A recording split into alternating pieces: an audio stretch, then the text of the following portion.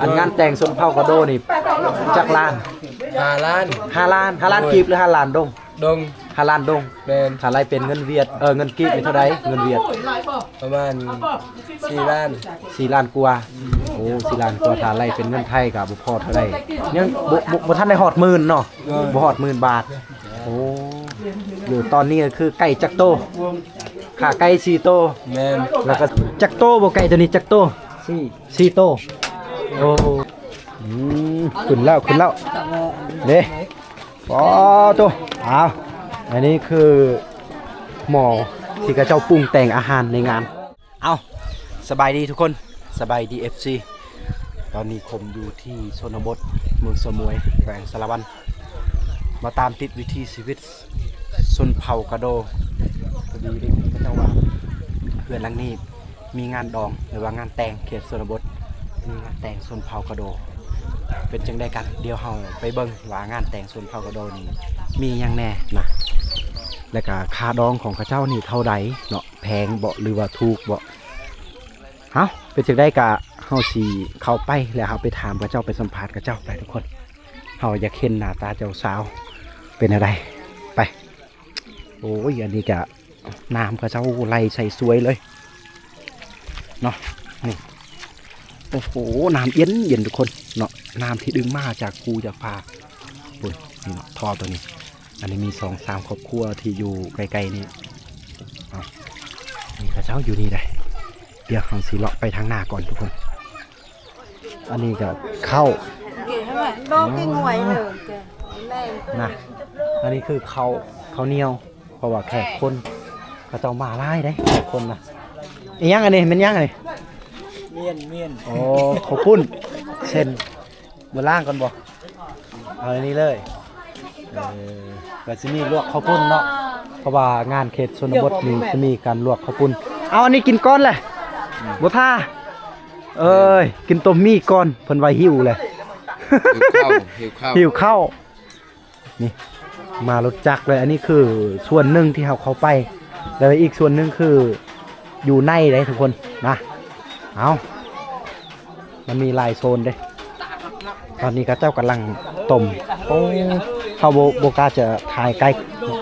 จำนี่โอ้อันนี้ไก่ต้มไก่ต้มไปก่อนโอ้มีไก่ตัวนี้ก็น่าจะมีงัวข้าเจ้าต้มงัวทุกคนแต่ว่านี่เต็มเลยแขกคนอยู่ในโอ้โหนี่บรรยากาศเอาแขกคนเขามาไล่ทุกคนเลยนี่โอ้สุดยอดเลยพอเป็นงานเลย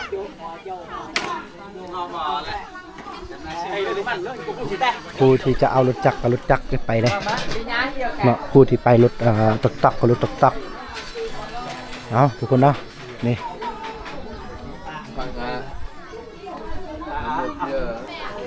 แขกคนก็จะมา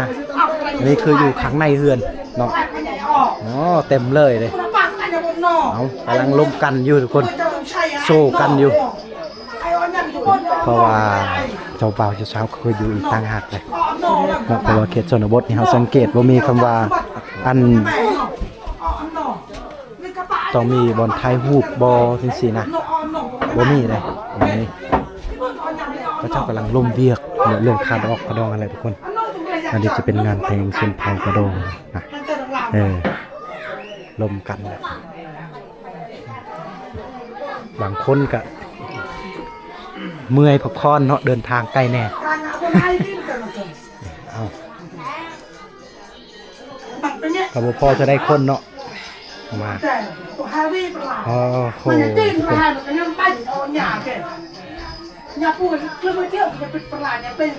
อันนี้คือ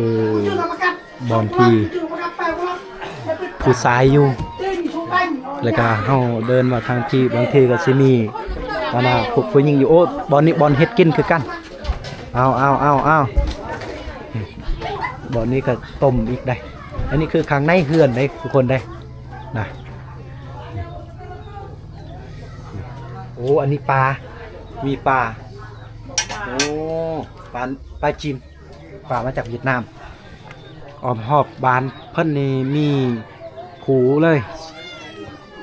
ทางล่างพุ่นผูงามๆธรรมศาสตร์สวยๆเย็นทางนี้เย็นทุกคนเลยนี่อันนี้คืองานเขตชนบทงานชนเผ่ากระโดเนาะมีไก่คือขาดบ่ได้ก็ต้องมีไก่ได้ก็เจ้าฝักปิดตอนแล้วนี่ซีนไก่ตัวนี้เป็นยังนี่อันนี้ผักกาดเนาะกลับได้โอ้โหผักกาดนี่ก็เจ้าบ่ได้ซื้อเด้อทุกคนเอามาจากสวนเองก็เจ้าปลูกหลายผักกาดอันนี้ก็แม่เฒ่า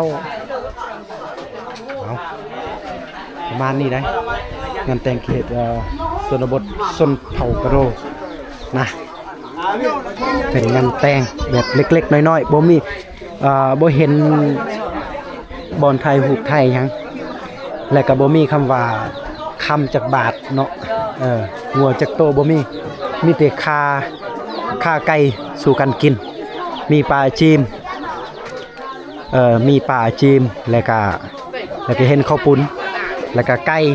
2-3 โตไก่ที่กระเจ้าคานะอันนี้คืองานแปลกที่สุด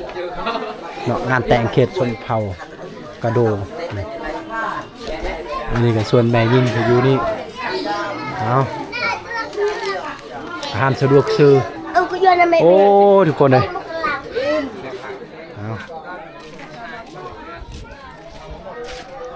เพราะว่าเขาถ่ายเขตชนบทนี่มันต้องระมัดระวัง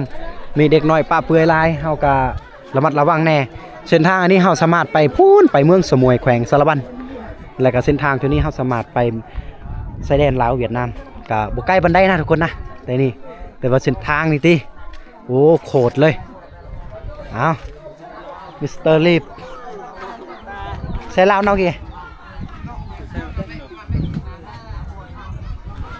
ใส่กันนะ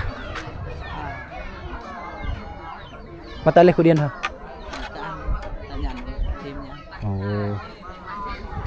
เพราะว่าเห็นรถจักรปลายลาวนะก็เลยทำรถกูได้จะเป็นรถน้องคนนี้แต่กายนั้นก็จะใส่เป็นรถจักรเวียดนามมัดเลยนี่เนาะเอาอันนี้เป็นรถจักรเวียดนามเลยโอ้ยออกมาหอบภูพาป่าไม้คมสอบธรรมชาติที่ออกมาหอบภูพาป่าไม้งามม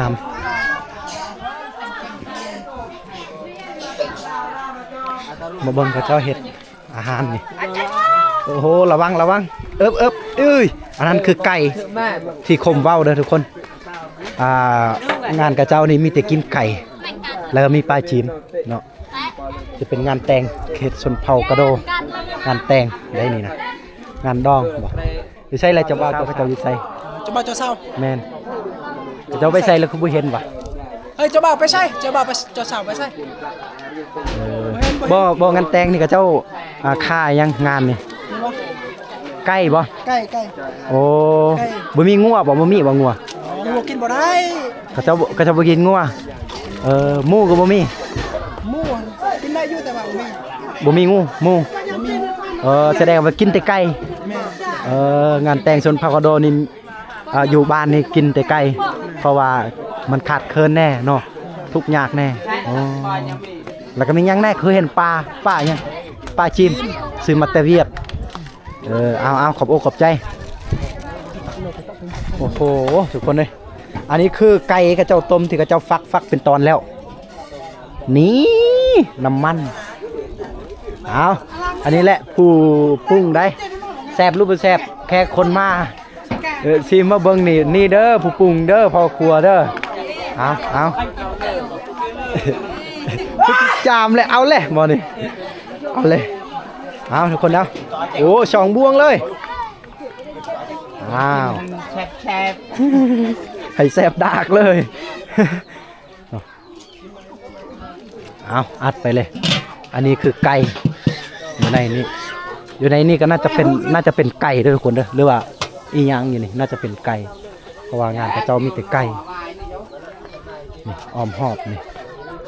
ทางนี้มีเด็กน้อยแต่ว่าเจ้าบ่าวเจ้าสาวคือบ่เห็นว่ะคมซอกอยู่เขาเจ้าว่าไปเรียกไว้นั่งนะเจ้าบ่าวเจ้าสาวอันนี้อีกโซนหนึ่งครอบครัวของเขาเจ้านี่เป็นงานแต่งเขตชนเผ่ากระโดเนาะกระเตกตั้งงานแต่งชนเผ่าตะโอดอยู่ได้ โอ้ยเจ็บคอแหละนี่เพื่อนกับเจ้าเด็กน้อยกำลังเล่นหมากปีอยู่โอ้ยอันอื่นคมบอกว่าแต่ว่าคมว่าธรรมชาตินี่ผมยกอันดับ1ก็ว่าได้เขตชนบทนี่ก็จะมีห้องน้ำอยู่ได้แต่ว่าห้องน้ำแบบขุดเอาขุดแบบบ่มีน้ำมันนะพอโทษเบิ้งสิขึ้นแบบมุมสูงแน่จักหน่อยนี่ขึ้นสูงๆเลยนี่อ๋อคืองานแต่งนี่เขื่อนลังนั่นเนาะเป็นงานดองคนกับพ่อเธอได้คนเนาะ2-3 คนอยู่มางานนี่โอ้โหขึ้นนี่ก็คือรู้สึกว่าแบบ360องศาเนาะแนมเบิ้งเห็นทางพุ่นได้ทุกคนนี่ว้าตัวบรรยากาศนี่สูงจังสิสุดยอดเลยเนาะสุดยอดทุกคนเลยจะน่ากับสีกินข้าวน้ำกันเบิ้งกระเจ้าลั่นหน่อย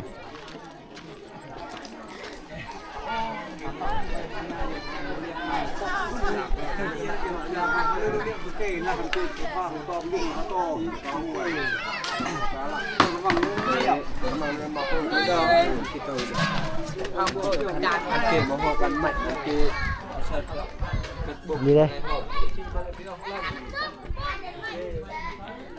เพื่อนกับเจ้าเอาไกลแล้วงานนี่เป็นพี่น้องมดอันนี้เลยกับเจ้ามางานเอา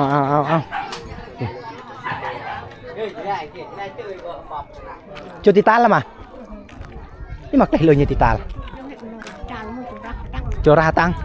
โอ้เห็นชาวบ้านเพิ่นมาแต่ศอกดอกแคมนี่แคมทางนี่เต็มเลยดอกแคมทุกคนในช่วงบรรยากาศงานแต่งชนเผ่าคาโดนี่เบิ้งนี่เนาะเต็มแต่แคมกิตมาตั้งแม่มาไม่เตียงอะก็ลัง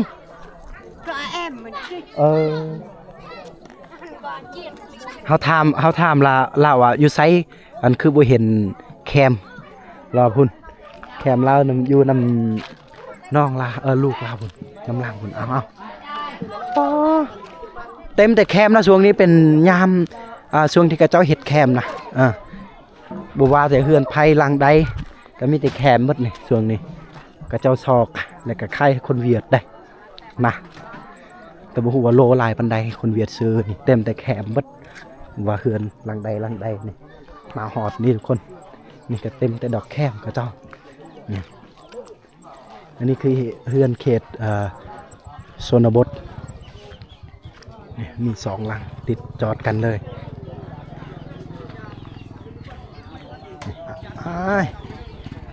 พี่น้องเขาก็วนไปวนมาเนาะแต่คือบ่เห็นเจ้าบ่าวเจ้าสาวผมซอกเลยก็จะว่าเมื่อกี้แกอยู่นี่แหละแต่ว่าบ่เห็นทุกคนเลยนะ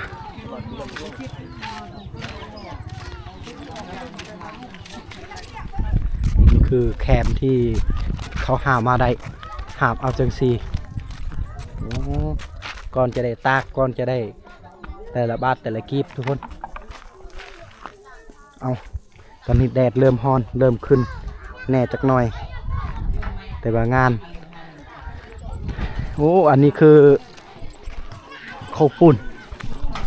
กินในงานแต่งคุณเขากระโดดนี่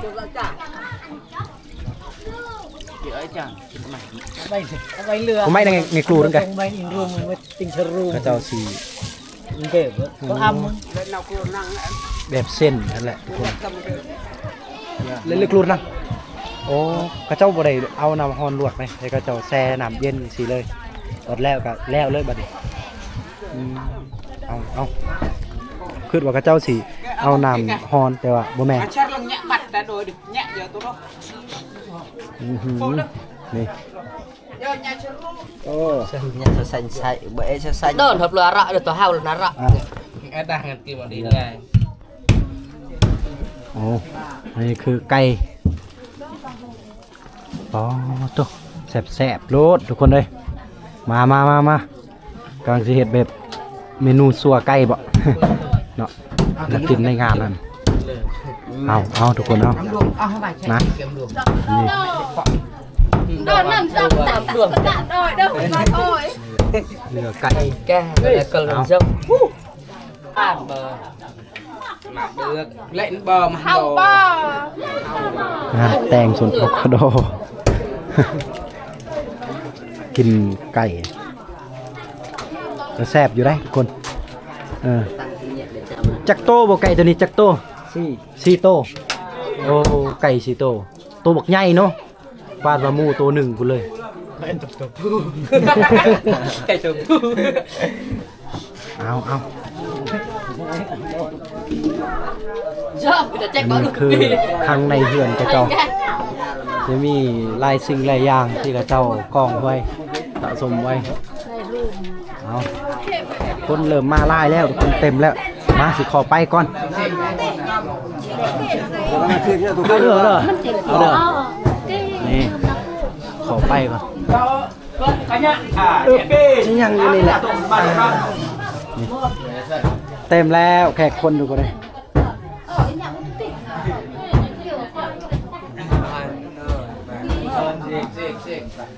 แต่ยังเยอะแบ่งตั้งนี่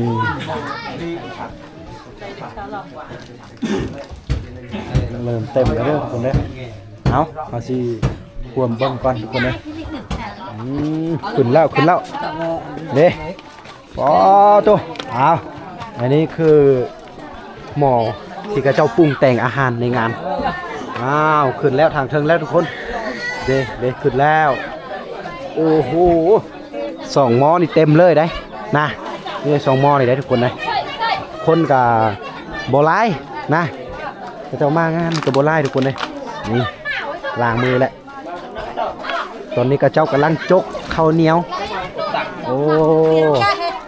กำลังจกอยู่ Cất lên chồng ngặt ngặt đùi ใส่ธงเป็นธงเก็บสบายงานแต่งเขตชนบทนี่เนาะงานเขตชนบทนี่แบบง่ายๆเลยทุกคนเอาจกเด้ใส่เป็นธงเราไปเสิร์ฟเนาะจะน้อยเอาไปเบิ่งตอนกินข้าวน้ำกันนะตอนกินข้าวน้ำกันจะน้อยเอาสิไปหับส้มอีกเมื่อกี้เขาหับส้มอยู่แล้วอยู่ข้างในแต่ว่าตอนกินข้าวนี่เขายังไม่ทันได้เห็นก็เจ้าสวยกันความสามัคคีอย่าลืมล้างมือเด้อแม่ครัวเด้อเอาสุดสีมือเลยเด้อแบบนี้นะเอา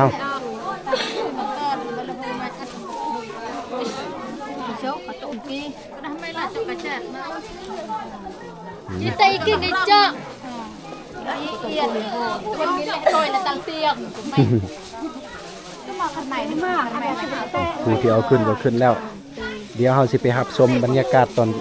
ช่วงรับประทานอาหารกันในช่วงงานของกระเจ้าทุกคน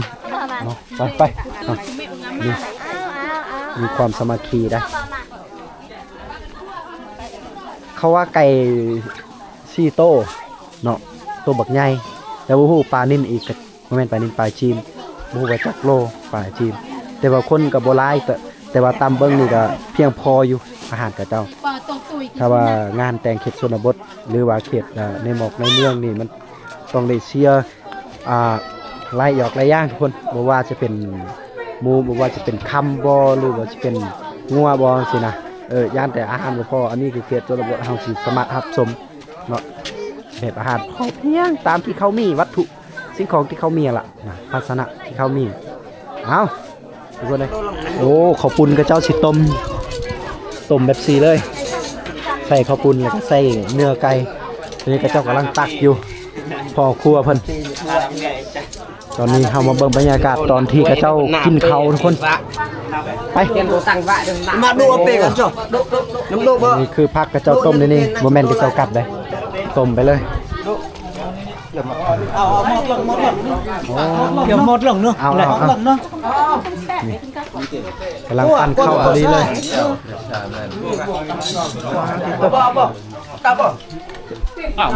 เอาเห็นด้วยกระเจ้าโซนให้เขากินน้ำข้าวปุ้นใส่เนื้อไก่ อันนี้คือเจ้าเห็ดแบบสวา การหลงได้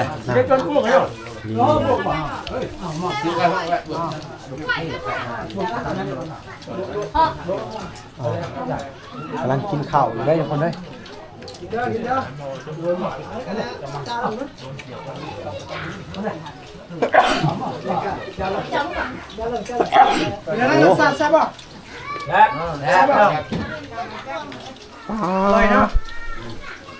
ไก่ซีโตเด้อทุกคนเลย